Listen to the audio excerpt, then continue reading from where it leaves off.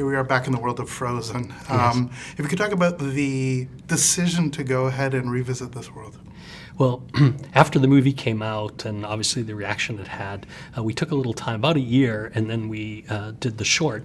And I think it was in the process of doing the short that we realized how much we had missed these characters, and we had so many questions ourselves about, what would these characters be doing after the movie and what is their journey, and we realized that their tale wasn't done.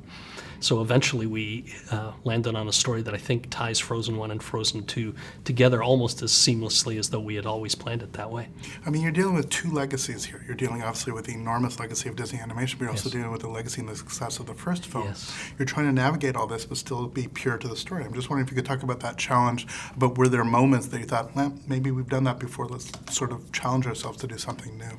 Well, we definitely wanted to tell a new story. We definitely wanted to be an expansion of the world. It was very important to us that we live up to expectations on the film, but at some point you have to put that aside and just say what is right for these characters at this time of their life. Anna and Elsa, the kingdom is now theirs, but they're really just beginning their life. It's 3 years later. What's their purpose in life? They're all growing up, and what does that mean to them? And as the characters change, the way of telling the story changes, but also the technology has been changing. Are there specific things about this film that simply you couldn't have done with the previous works? Well, I would say since Frozen, our crews have gotten even better. Hard to believe, but technology has advanced. Everything is the level of detail we can put in, the subtext to the animation, the effect. I mean, so much has evolved, and we're taking advantage of every single part of it.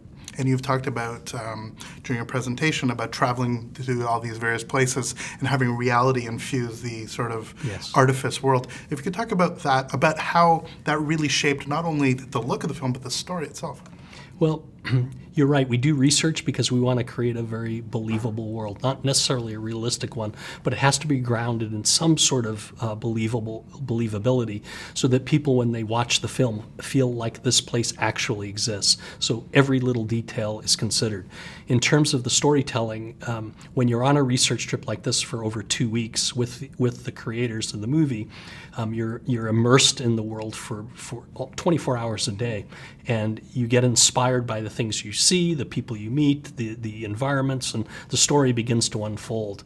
In particular, the idea of myth and fairy tale really hit home to us when we were contrasting our trip to Norway and Finland with Iceland. The Lopezes are such a critical part of the success of the first film, and obviously working with these incredible singers. Hopefully you hired one in the last film who didn't actually get a song. Hopefully he gets to sing this time. Yes. If you could talk about how, first of all, your own reaction when you finally hear these songs, even in demo form, and how exciting that is, and how immediately your mind explodes with ideas about how this is going to get used. Yeah, well, for sure, the song and story evolve at the same time, so one doesn't happen before the other. We meet with them every day, every other day for at least an hour and a half to 2 hours to discuss story first, and then as the story evolves, it evokes an idea for a song, and sometimes the song takes in a different direction and the story needs to be reworked, but it's definitely we work hand in hand. It is not like deliver a song and we'll work the story around it. It doesn't work that way for us.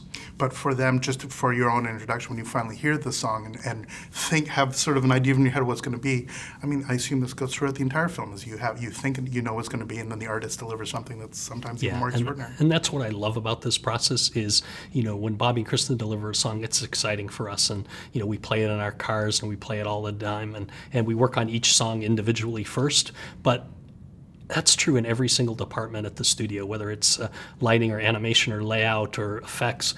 Every department brings something more than you expect from them, and that also helps plus the film. For a final question, you're living with this film 4 or 5 years.